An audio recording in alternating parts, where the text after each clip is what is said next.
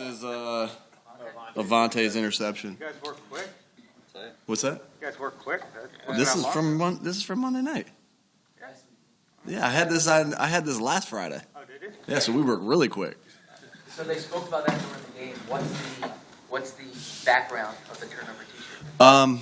No background. Just we spent a lot of time. I've told you guys this. We've spent a lot of time, going over ways we can be better at creating turnovers and be better at taking care of the football. Like, we know how important that stat is to winning and losing football games, and so anything we can do to promote it and to get better at it, we do. And this was an idea by the defensive staff to have turnover T-shirts, and who doesn't like getting gear and with their picture on it, creating a big time play in the game. And so, the only thing I was a little upset about is Slay only had one last week against Minnesota. He only got one T-shirt. I kind of got on the defensive staff a little bit that Slay should have got two.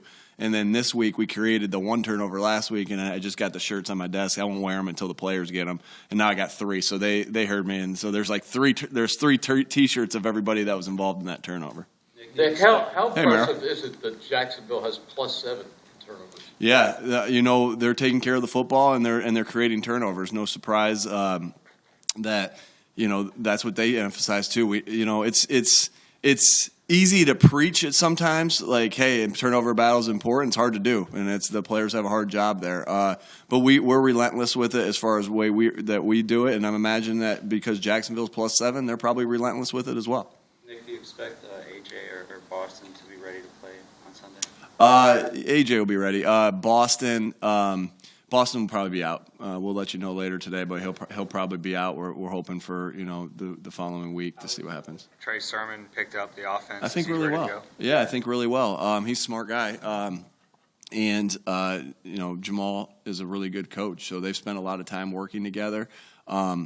One thing we're doing this year that's really helped is there's an additional period this year. So we always know we have the developmental period at the end. I've told you guys about that. Another attempt to develop young players and to develop guys that weren't here with training camp, stuff like that, kind of like we did with Gardner Minshew. We're doing a walkthrough, a developmental walkthrough before each walkthrough, to get those extra 8 reps there. And then we're also doing a 2s versus 1s, 1s versus 2s in practice where we're actually running our plays versus the defense and vice versa. So, those reps add up. And so, obviously, Trey's done a great job picking it up. Jamal's done a great job coaching it, and he's gotten a lot of reps of doing it.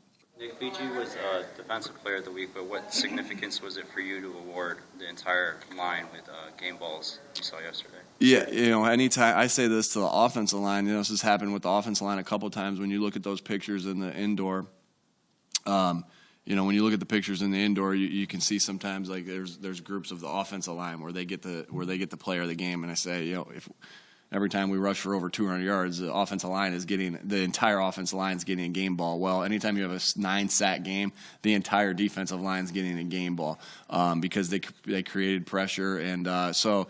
But it was cool to see BG get that award for Defensive Player of the Week, and then it was cool to see Jalen get the Defensive Player of the Month. But that doesn't happen unless the team is clicking, and the guys know it's all about the team. And but it's great to get those individuals recognized. Hey, Nick, what's the plan with the 53rd roster spot now that Cubby's window is essentially up? Yeah. We don't have to make that decision quite yet. You guys will see here soon. Hey, Nick, if you get competitive over stuff like rock, paper, scissors, what are you like when going up against another head coach in an NFL game? And then I guess on top of that, coach who used to have your job. Yeah. I get competitive with going against no matter what coach. I don't think about Doug in the sense that he used to have this job. He did a great job when he was here. Obviously brought this city a Super Bowl, which is unbelievable, and I know he'll be remembered forever for that. But anytime I'm going against any head coach, I'm going to get super competitive against them, and that doesn't matter if it's Doug, Frank, whoever. I'm going to be competitive because I want to win, and I want to win big, and that's always my goal. And so it's not like, but I'm not lining up against him to do anything. But am I trying to win the things that I believe that are important for the head coaches against Doug? Yeah. I am. Did you feel, when you took the job a few years ago, did you feel that pressure to, filling in for a guy who has a statue, a Super Bowl, and in a city with big expectations? No, I just knew I had to come in here and do the best job I could do, right, and not worry about anything. There's been great head coaches. Doug's not the only great head coach here. Andy Reid, obviously, and I know there've been a ton of Buddy Ryan. All these. There's been so many good head coaches here, and so.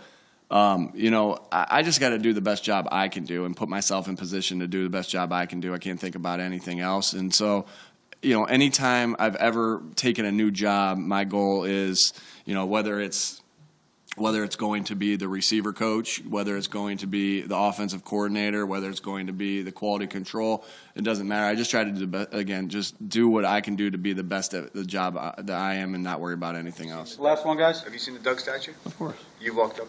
Yeah, of course. He has.